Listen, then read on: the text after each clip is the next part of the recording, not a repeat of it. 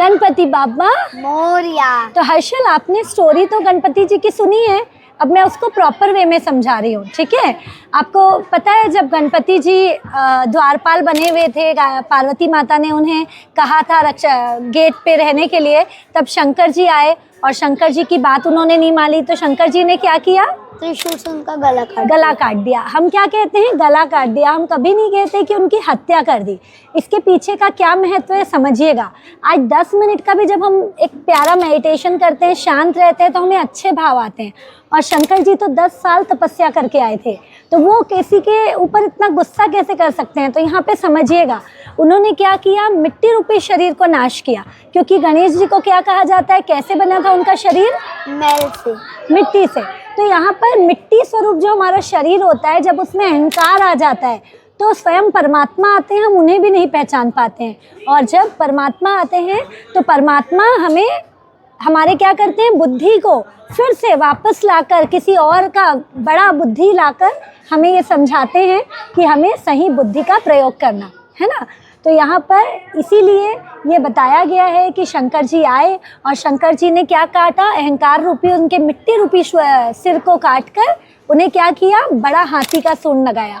फिर मैंने आपको सारी चीज़ बताई है कि बड़ा सिर मतलब बुद्धिमान होना चाहिए। फिर कान बड़े बड़े क्या सीख देते हैं, सूप की तरह, जैसे सूपे में हमेशा कचरा बाहर चला जाता है और अच्छी बातें अंदर रहती है, वैसे ही कान उसका स्वरूप है, वैसे ही उनकी आंखें दूर दृष्टि का स्वरूप है, वैसे ही उनके सूंड बहुत प्यारा बताता है कि उसी सूंड से वो बड़े से बड़े पेड़ भी उखाड़ सकते हैं और उसी सूंड से वो क्या कर सकते हैं, छोटी सी छोटी सुई को उठा सकते हैं, बच्चे को प्यार से उठा सकते हैं।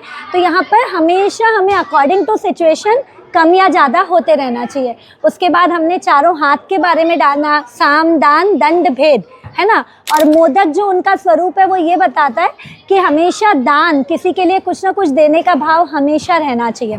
तो गणेश जी की स्टोरी, और सबसे मेन क्या स्टोरी है बेटा कि कहा जाता है कि जब उन्हें विश्व की परिक्रमा लगाने के लिए कहा गया तो उन्होंने किसकी परिक्रमा लगाई थी, पेरेंट्स की, उनके पेरेंट्स की। तो हमारे माता पिता जो सर्वशक्तिमान होते हैं, जो पूरे विश्व की तरह होते हैं, हमें टाइम पर सही बुद्धि लगाकर क्या करना चाहिए, उनसे कनेक्ट रहना चाहिए। जब हम अपने मन से, मतलब अपने माता पिता से, अपने परिवार से, अपनी फैमिली से कनेक्ट रहेंगे तो हम दुनिया जीत सकते हैं। लेकिन आज क्या कर रही है दुनिया, भाग रही है सोशल मीडिया में। तो यहाँ पर आप भी ध्यान दीजिए कि दिखावा नहीं, हमें क्या करना है, हमें अपने घर वालों से, अपने आप से कनेक्ट रहना है। जितना हम अंदर से कनेक्ट रहेंगे ना, उतना हम ऊंचाई और सक्सेस की तरफ जा सकते हैं। क्योंकि जब गणेश जी के साथ कौन रहती है, रिद्धि और सिद्धि, जब ये सारी चीज़ें हम फॉलो करेंगे तो हमारे साथ भी क्या रहेगा, रिद्धि रूपी सक्सेस और इधर समृद्धि। तो हम ग्रोथ भी करेंगे, सक्सेस भी करेंगे। तो ये गणेश जी की स्टोरी जो भी बताई गई है। और एक और चीज़ बहुत इम्पॉर्टेंट बताती हूँ, गणेश जी के नीचे चूहा होता है। चूहा दिन भर क्या करता है, कुतुर कुतुर कुतुर कुतुर करता है। तो यहाँ पर समझिएगा, जो चूहा भी होता है ना, वो हमारे कर्मेंद्रिय का प्रयोग बताया गया है कि 24 घंटे हम कुछ ना कुछ काम करते रहते हैं। लेकिन गणेश जी उसे भी जब दबा कर रखते हैं तो क्या होता है कि वो भी स्थिर रहता है। वैसे ही हमें अपने कर्मेंद्रिय मतलब दिन भर चलना फिरना, भागना दौड़ना नहीं, हमें शांत रहकर बुद्धि का प्रयोग करना चाहिए, है ना। जब हम इस तरीके की पूरी चीज़ें करते हैं तो फिर क्या कर सकते हैं, हम गणेश की तरह बुद्धिमान हो सकते हैं।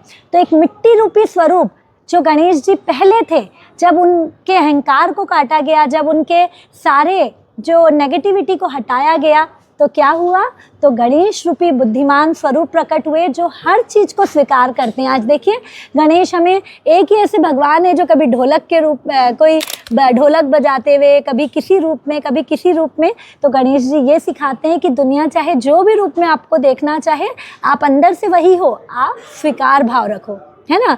तो इतनी सारी चीज़ जो हमें गणेश जी सिखा रहे हैं, तो पूरे साल हमें उन्हें फॉलो करना है, करेंगे ना।